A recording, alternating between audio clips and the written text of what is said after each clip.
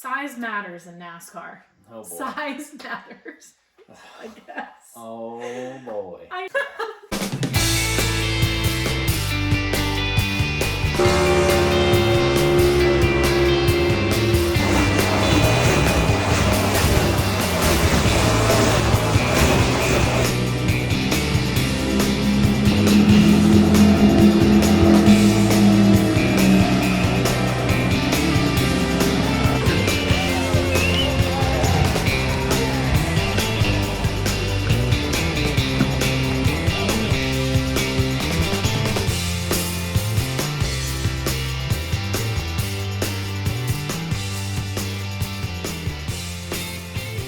Believe that we actually saw an entertaining race at Phoenix. Oh wow. Can you believe it? I know, that was a pretty good race.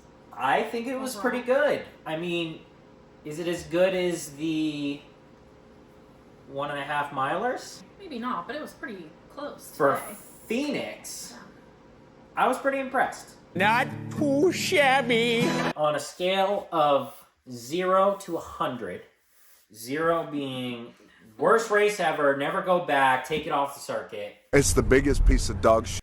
To 100, best race ever, they need 2 dates every year. Whoa, whoa, whoa. Where would you put Phoenix? I'd give it 65, 70. Okay.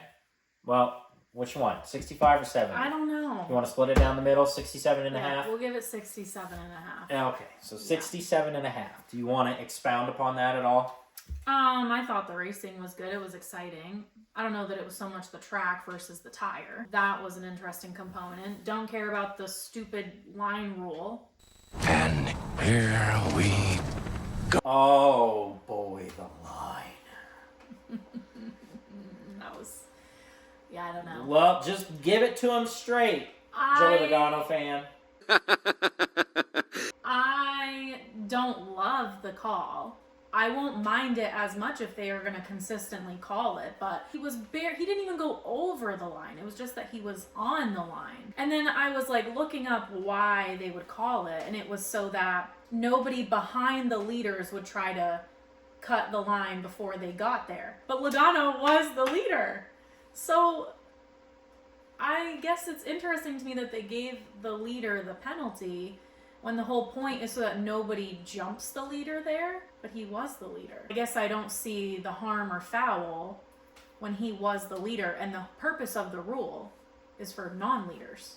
My problem with the call is it was not clear. Was it Logano when he touched the line just before the restart zone or in the restart zone, or was it as he was coming across the start-finish line? Because at one point, the booth made it seem like it was before that, and then at one point, they kept zooming in on him right at the start-finish line. So that's my problem. Well, and then they showed the point of call. Where is it? But we couldn't see it because it was so small on the screen. Right. Phoenix is the one track where it's very different because they start right at that dog leg.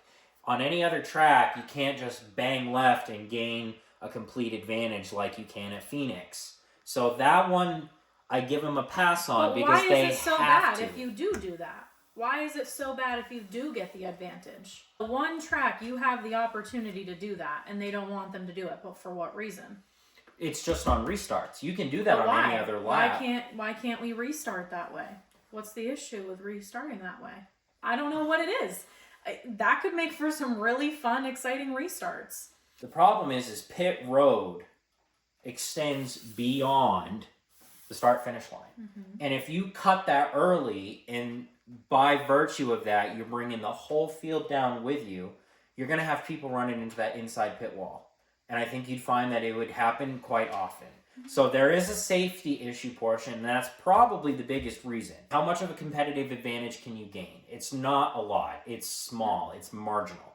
But if you go way early and then you bring the field down with you, they're going to smash right into that pit wall. I guess if you're that bad of a driver, you probably could do that. Damn! Well, as And you we said certainly many times have a before, handful I was that going I to guess I say. could see could do it, but at the Yeah. same time, it's like. I think Well, it's and just we've so already talked silly. about the spotters. The spotters ain't going to do anything. They're going to tell the driver, hey, 22's going low. And then all of them go low with them, and then they're not going to tell them to check up. I believe that's the big issue with Phoenix and the dog leg and restart. This is where it gets frustrating and confusing being a fan. NASCAR has all these rules for each track, and unless you're coming into each track and you've looked at the whole rule list for the track, you're left confused every weekend of what the rule is. What do we like? Why do I have to look up a rule book every weekend for every race? It's the same thing of the Brickyard last year when Chase Elliott blended too early in the center of in between 1 and 2. He blended too early and he got Vaguely penalized. remember Well, he was in the track, but like just barely was over that white line. It's almost the silly. same thing. So It just seems there's so many silly if it's rules. black and white, I agree with you on you should be able to touch the line. But if Logano had both left wheels Yes. over the yellow line all the way around and then immediately cut left, that I agree should be a penalty. We'll see. We'll just have to wait and see on that one. We'll see. Break out your rule books every weekend. Other than that, I thought it was pretty good racing. So Yeah. not the best track I've ever seen, but certainly by no means the worst. Yeah, I would say I'm really close with you. I would give it a 65. It was really, really good racing at the end. Really clean, really hard racing. The strategy was a good proponent for me. There was a lot more passing, a lot more fluctuation in who's running where. It still had that Phoenix, it just felt very long, very dragged out. The middle sections were a little dry. Granted, the option tire and the strategy differences did make up for that. I mean, you had like Ryan Preece come back through the field, Joey Logano came back through the field, which is a huge improvement over what we had seen at Phoenix. Like, if I was rating last year's Phoenix, it'd be pretty low, like a 35-40. Well, stage 2 felt really long. Stage 2 did feel We really, definitely really could have. long. I mean, how many laps was it today? 125 in stage 2. No, I mean the whole race. Oh, 312. I feel like we could have capped it at 300. Stage 1 actually felt I- not long enough. I thought stage 3 was appropriate length. That felt fine. Stage 3 should always be a little bit longer. I would have liked to seen stage 1 and stage 2 split up a little bit. Stage 1 was only like 60 something laps. It was really Like short. maybe we do like 90 and 95 and then the final whatever.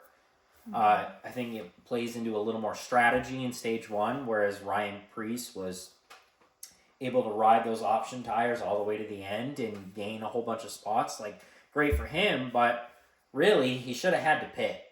And it's the whole argument of, do we like stage racing? Do we not like stage racing? I felt like the overall race was an okay length, but I do think that the stage lengths could have been a little bit different, break it up a little bit, because stage 2 really did. It felt really, really long.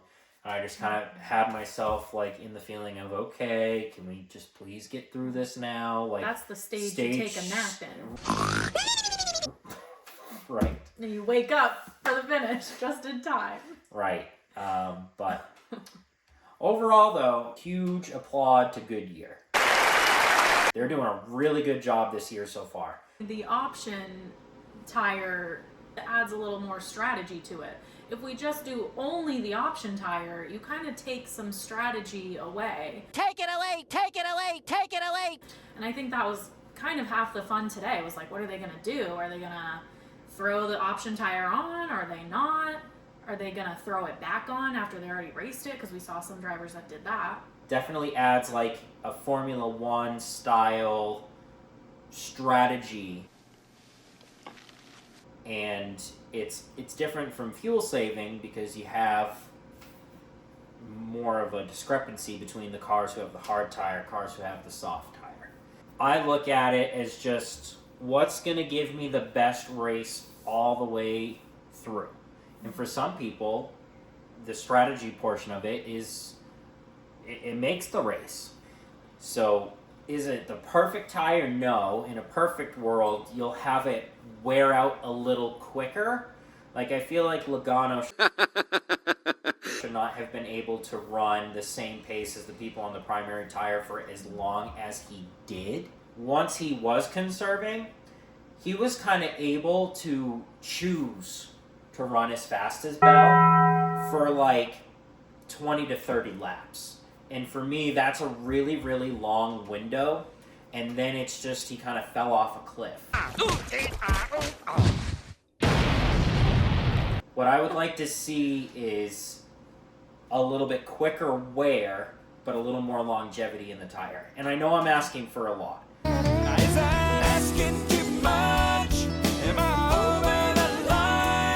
But if you have a little bit of more rapid tire wear, you're going to have to conserve your car quicker. And the people that can conserve the tire all the way through are going to have more of an advantage. If I were to take like all primary tires or all option tires, I would take all option tires. But if we go into the championship race and we have the choice of primary or option, let's put strategy into it, I'm fine with that. Not only does the drivers have to conserve, but also the crew chiefs. They really have to be on their game to plan for the strategy. They have to make the right call. And as we all know in NASCAR, I mean, yes, drivers play into it, but if you play the wrong strategy, if a crew chief makes the wrong call, it can sink your entire day. But I will go down with this shit. Christopher Bell, Oh my god. that dude is on a heater. Yeah. An absolute heater. And let me just say, the racing was incredible. The I fact can't that believe he he was, held on to it. I know, but I couldn't believe that he held on to it and didn't wreck Hamlin.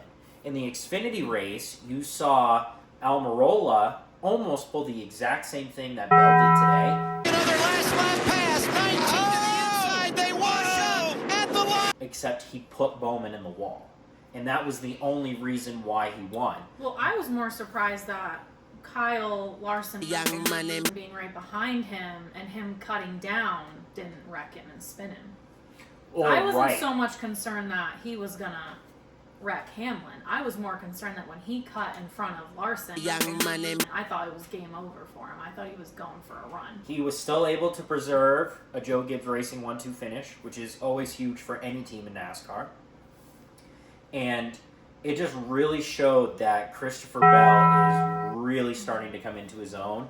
He's really matured as a race car driver, and he's making those veteran moves of clean racing yet hard racing, and was able to put himself in the position to still preserve the 1-2 finish for his team, yet come out on top. He did not want to wreck his teammate. No. Nor do many people want to take the chance of bumping Denny Hamlin and sending him for a spin and then dealing with the Well, aftermath. in that, I feel like that's like the hardest thing in motorsports is when you're racing your teammate for the win. It's like football, basketball, baseball, all that kind of stuff. You're all playing on the same team, like everybody wins if you win.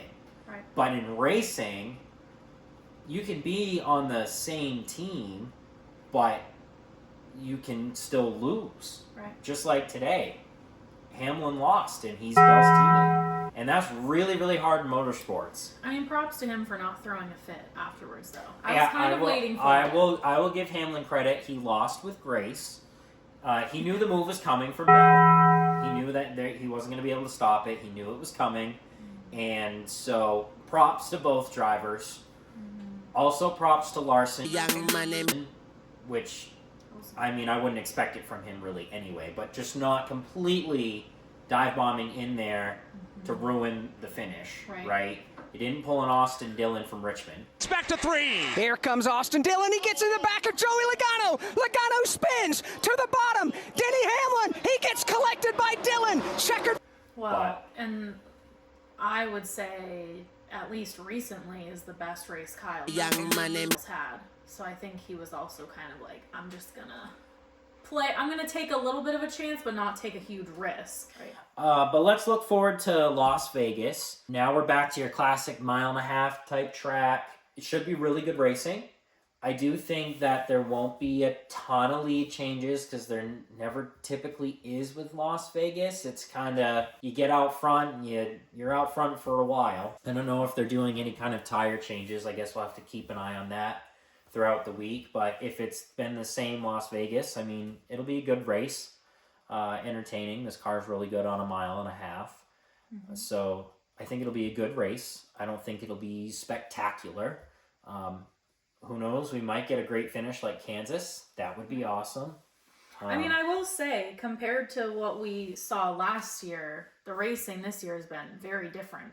Yes, I feel agree. like we've made our predictions based off of what we think is going to happen, And it's based on been what we've seen in completely the off. past, and it's been completely different. So maybe Las Vegas will be a real Banger. adrenaline pinching experience. I don't Or know. maybe it'll be a complete snooze fest. I hope not. I have high hopes. I'm hoping it's a really entertaining race, but I do think that Christopher Bell's going to be right up there for a 4th in a row.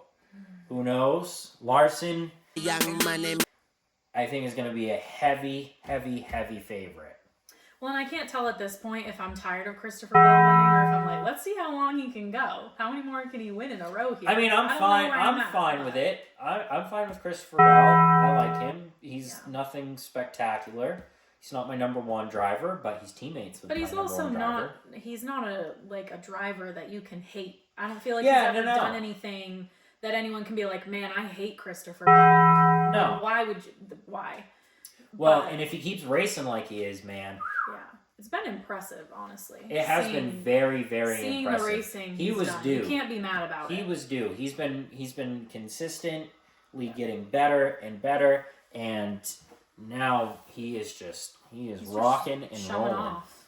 He is just showing off at this point, which is crazy, but good for him. I'm fine with it. There's plenty of other drivers that, if they were doing the same thing, I would be tired of it. Yeah. Like, You really about to do it? Denny Hamlin. But still, you know, happy that it's that Joe Gibbs driver and not another one. So, all right, everybody. Well, thanks for watching another episode of Splash and Go. We have some more things in the works, hopefully, to diversify the channel a little bit. Make sure to follow us on socials, on TikTok and Instagram. It's where we do a lot of posting throughout the week. And again, like, comment, subscribe. Let us know what you want to see. Give us some ideas as we venture into this world of NASCAR social media. Thanks you guys for watching, and we'll see you next time on Catching the Dragon.